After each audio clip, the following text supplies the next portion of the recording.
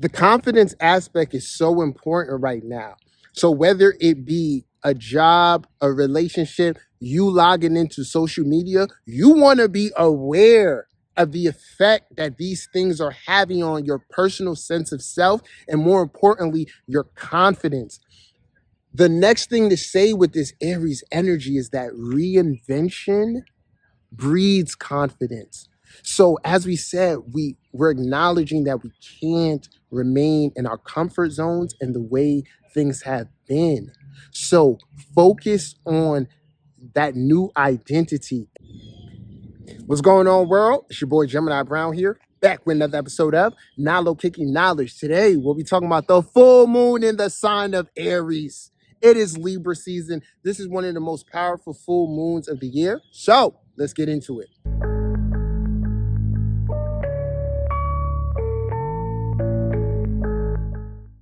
What's going on, party people? Your boy Gemini Brown is in the building. As I said before, we're going to talk about this full moon in Aries. Many of you know I've been on a little hiatus, nothing crazy, but just enough to get my energy aligned and feeling divine. And I hope you guys are doing the same. So, getting into this full moon, there's a lot to cover. And I'm going to bring the chart up. I just wanted to get a little things out of the way first, face to face with you. First and foremost, if you're watching this video, like and comment. Your comments mean the world to me. They let me know there are real people there, not just views for the sake of views. Anyway, feel free to let me know what's going on in your world. Just drop a heart, but comment if you're watching. So this full moon in Aries, simply put, y'all, is about taking another step forward to your future self. And that is going to be through courageous action. It is Libra season, of course. So we have the opposition to the sun and the moon. So what's happening here is that we want to take a real deep look at what are the things that get in the way of me tapping into my Aries energy, living your unapologetic truth, or standing within your individuality with confidence and raw expression. The opposition to Libra, in my estimation, represents our habit of self. And Dr. Joe Dispenza has a great book called Supernatural. And there's another great video too. I think this is the name of the book. It's called Break the Habit of Being Yourself. And y'all, we all have to do that. No one is absolved from changing. Even if you have great qualities, the universe is requiring you to change in order to get to this next level. And this next level deals with Aries stuff. And it's about learning necessary selfishness, or what it requires to become a new self. Now, what you're going to find here is that the more you're stepping into this new version of yourself, the less support you might actually be getting from others.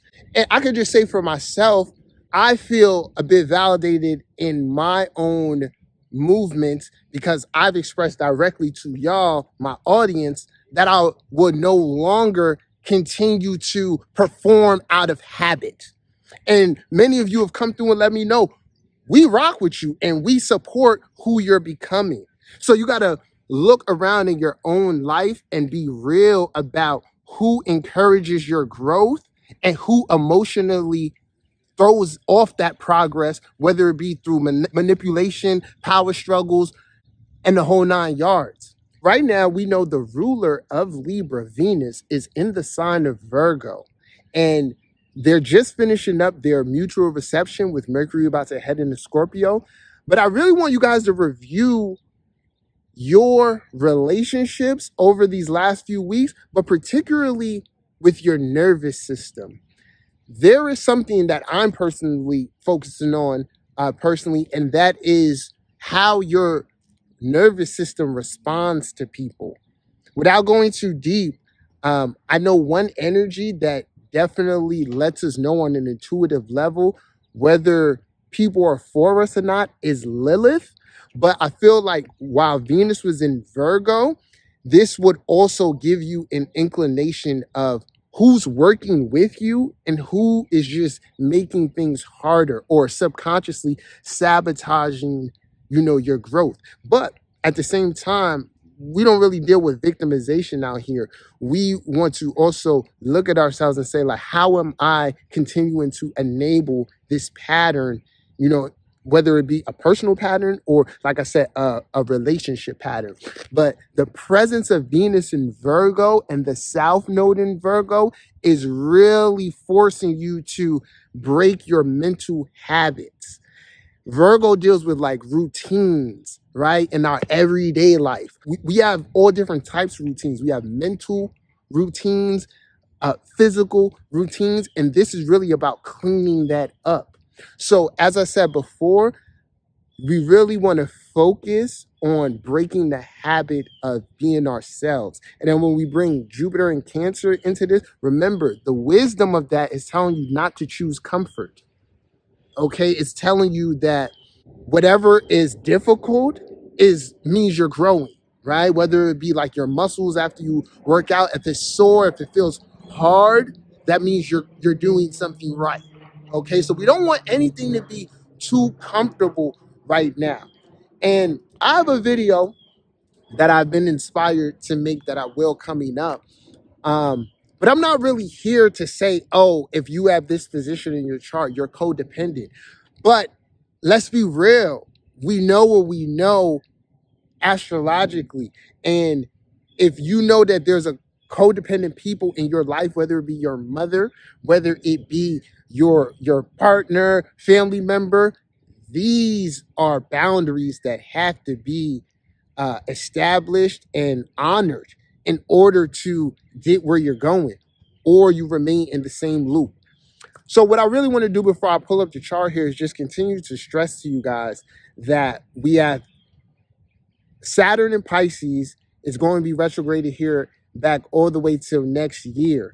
And that is giving us another chance to finish any unresolved lessons, work, and just the real reality. That also goes with that article I wrote about taking time away from the internet.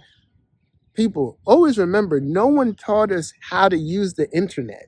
It really is the wild, wild west. We are learning as we go. The hope is that in 30 to 40 years, there's some real regulations put in place.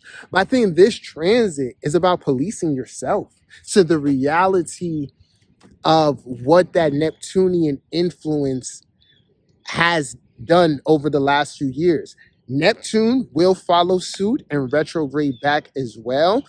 I believe with the correct clarity, this can really help Saturn stabilize your new reality, but you gotta be cultivating confidence.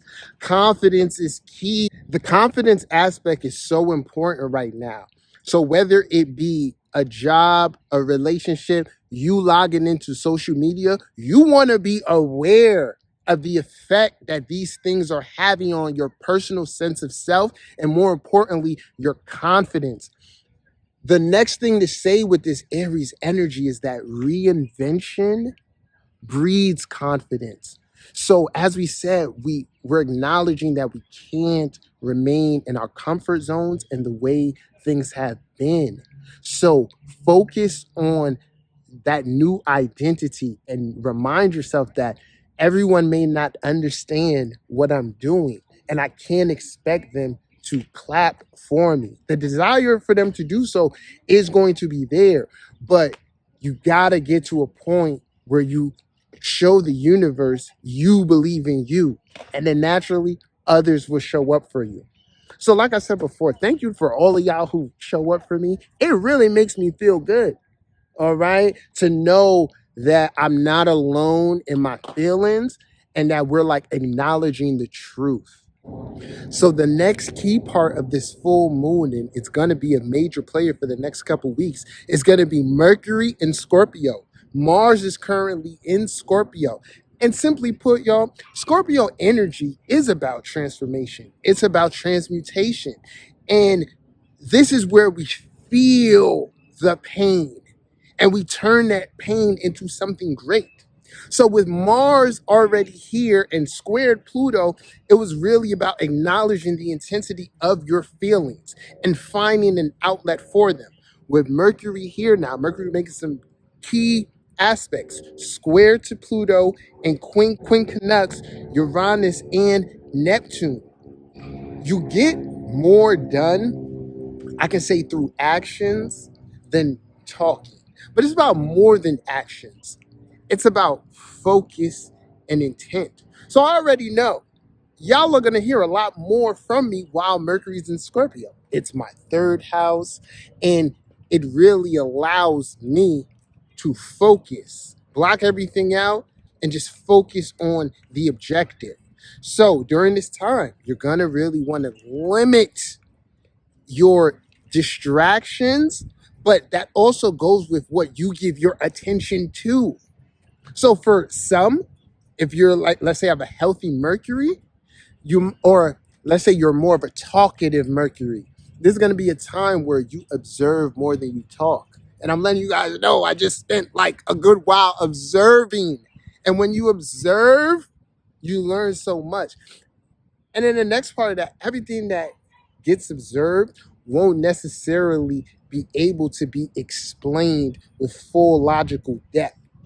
So you can expect during this time to have some aha moments, or maybe your scales balance out more than they have been these last few weeks. So we know full moons are a time of like heightened emotions. I'm telling you to preserve who you give that emotion to. Walk away from things that you know giving energy to, whether it be like being angry or argumentative, isn't going to change that, right? Transmute the energy. All right. So there's a lot of magic here. There's a lot that can be done, but it requires supreme focus. So I hope you guys got a lot out of this transmission here. If you need a reading or you want to have a service with me, check out my website, GeminiBrown.com. We got open dates. Check out my Astro mentorship and stay tuned for my upcoming articles. Till next time, peace.